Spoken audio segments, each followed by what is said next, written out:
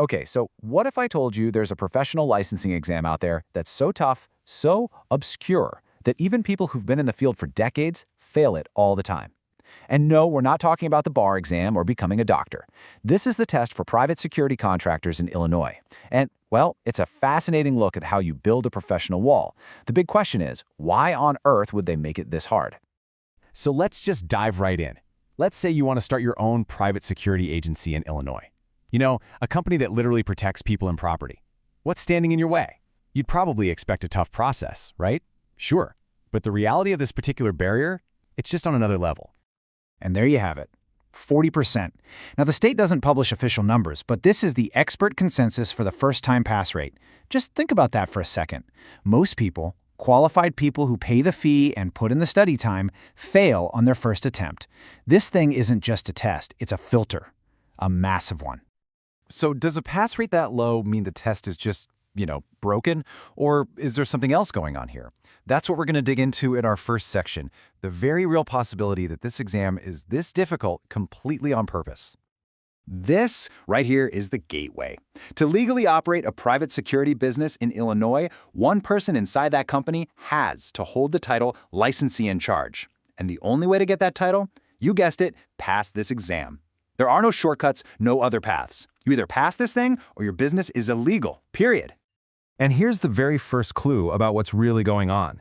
If you walk in thinking this is a test about practical security skills, how to manage a patrol or respond to an alarm, you've already lost. It has almost nothing to do with any of that. It's really a test on Illinois law, super dense administrative rules, and, weirdly enough, some pretty academic business theories. Okay, so the test itself is academic and weird. But guess what? Before you can even sit down to take it, you have to get past the bureaucracy. And this brings us to what I'm calling the three-headed gatekeeper. 3 different, often confusing organizations you have to deal with just to get in the room. So the first thing you have to wrap your head around is that nobody is fully in charge. It's a triangle. You've got the Illinois legislature, they write the actual laws. Then you have a state agency, the IDFPR, who decides if you're even good enough to try the test. And then there's a totally separate private company, CTS, that actually gives you the test and, of course, takes your money. And this divided system is a perfect storm for confusion. You have to submit all your experience and application forms to the state's online portal. But then you have to go over to the private company, CTS, to actually pay for and schedule the exam. You can probably see the problem here.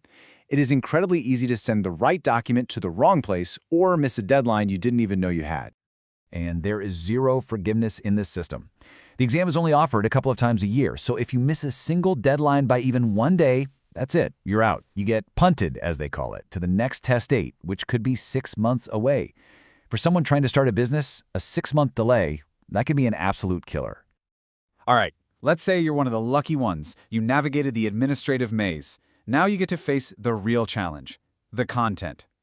Every single question on this exam comes from 5, and only 5, specific, dense, and honestly kind of random books and legal acts. This quote right here is the single most important thing to understand. Your 20 years of real-world security experience, it means nothing. It can actually hurt you. The test isn't about what you know works on the street. It's about what is written on page 247 of some textbook you've never heard of. It's a test of the book world, not the real world. And here's where that knowledge comes from. Look at this. A full 40% of the entire exam is based on just one state law. Another 30% comes from one college textbook, Introduction to Security. What's not on this chart? Anything about your actual experience or common sense. It's just not a factor. So what kind of stuff is in these books? Oh, you're going to love this. First off, you apparently need to be a fire scientist. You have to have the fire triangle, fuel, heat, oxygen, memorized cold. Then you have to put on your lawyer hat because you need to know the razor-thin legal differences between theft, robbery, and burglary, word for word according to the Illinois Criminal Code.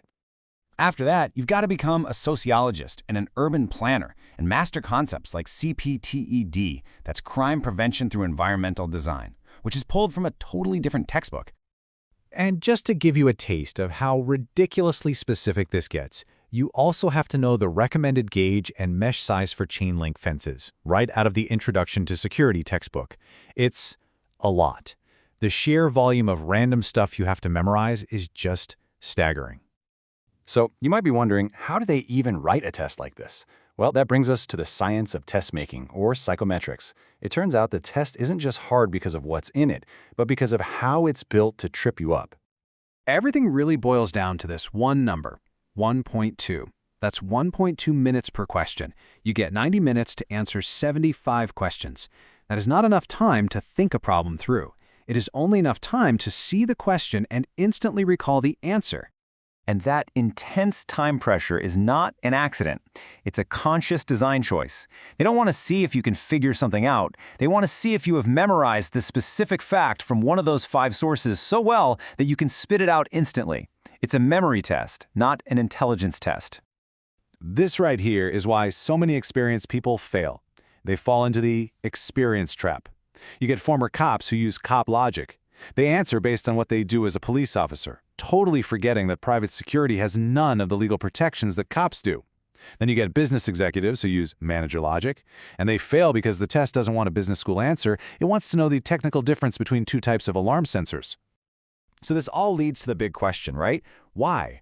Why build a test that's so academic, so impractical, so designed to weed people out? Well, the answer seems to lie in the incredible amount of responsibility the state of Illinois puts on the one person who actually passes this thing. And this is the absolute key to the whole puzzle. The licensee in charge isn't just a fancy title.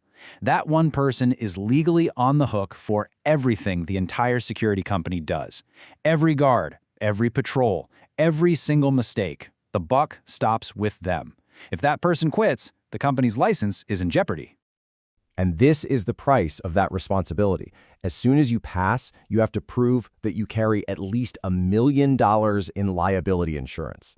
So the state is basically saying, look, this is a serious business with serious risks to the public, and this ridiculously hard test is our way of making sure you understand just how serious it is before we let you in. Which really brings us to the final thought here. The state wants to protect us from bad security companies, and that's a good thing. But is a test that filters for your ability to memorize textbooks really the best way to do that? Does a test that you're almost meant to fail actually make us safer? Or does it just make it harder for good people to start a business? It's definitely something to think about.